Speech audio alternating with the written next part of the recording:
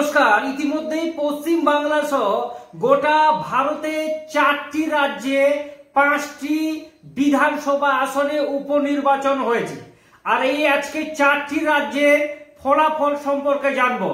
গুজরাটে 2টি বিধানসভা আসনে ভোট হয়েছে, তারপরে কেরালায় 1টি বিধানসভা আসনে ভোট হয়েছে, পাঞ্জাবে 1টি আসনে ভোট হয়েছে, আর কালীগঞ্জ মানে পশ্চিম বাংলায় 1টি বিধানসভা আসনে ভোট হয়েছে। এবার মজার বিষয় হচ্ছে এই 5টি বিধানসভা আসনের মধ্যে বিজেপি কয়টি আসন পেয়েছে। আপনারা সবাই জানেন যে পশ্চিম বাংলায় বিজেপি খড়কুটোর মতো উড়ে গেছে তৃণমূলের কংগ্রেসের কাছ থেকে। তো আজকে এই 5টি বিধানসভা আসনের রেজাল্টটা আজকে আমরা জেনে নিব। তো প্রথমে গুজরাট যে 2টি বিধানসভা কেন্দ্রে ভোট হয়েছে সেটি হচ্ছে প্রথমে কারি বিধানসভায়। দেখুন, কারি বিধানসভায় ভারতীয় জনতা পার্টি মানে বিজেপি এখানে জিতেছেন। বিজেপির ক্যান্ডিডেট রাজেন্দ্র কুমার, তিনি 99,742টি ভোট পেয়েছেন। আর তার প্রতিদ্বন্দ্বী ছিলেন কংগ্রেস এখানে ভোট পেয়েছেন 60,290টি।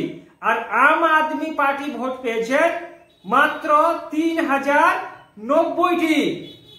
এখান থেকে বোঝা গেল যে গুজরাটের এই কারি বিধানসভায় 39,452 ভোটের ব্যবধানে বিজেপি কিন্তু এখানে জয়ী হয়েছেন।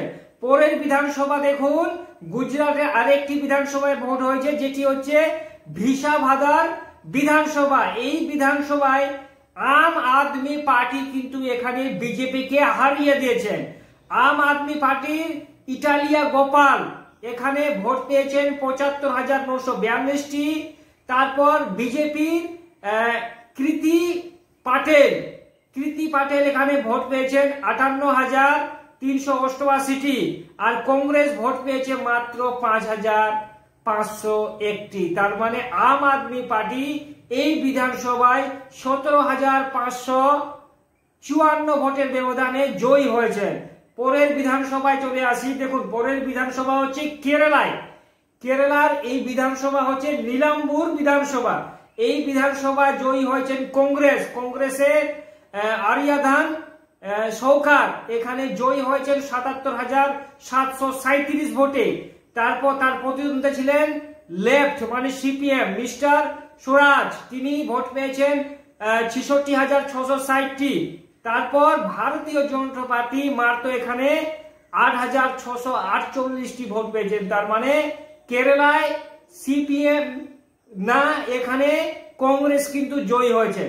তারপরে বিধানসভায় যদি আমরা আসি সেটি হচ্ছে আপনার পাঞ্জাবের লুধিয়ানা বিধানসভা।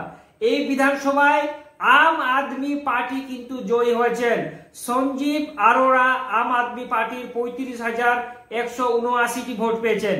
তার প্রতিদ্বন্দ্বিতায় কংগ্রেস এখানে ভোট পেয়েছেন 24,542টি। আর ভারতীয় জনতা পার্টি মাত্র 20,323টি ভোট পেয়েছেন। তার মানে 10,637 ভোটের ব্যবধানে আম আদমি পার্টি এই পাঞ্জাবের লুধিয়ানা বিধানসভায় জয়ী হয়ে আছেন। তারপরে চলে আসবো আমাদের পশ্চিমবঙ্গে। দেখুন, পশ্চিমবঙ্গে খেলাটা সম্পূর্ণ বেশি। এখানে বেশি ভোটের মার্জিনে তৃণমূল জয়ী হয়েছেন, আবার অনেক ভোটের ব্যবধানে জয়ী হয়েছে। দেখুন, তৃণমূল কংগ্রেসের আলিফা আহমেদ তিনি এখানে ভোট পেয়েছেন 1,02,759টি।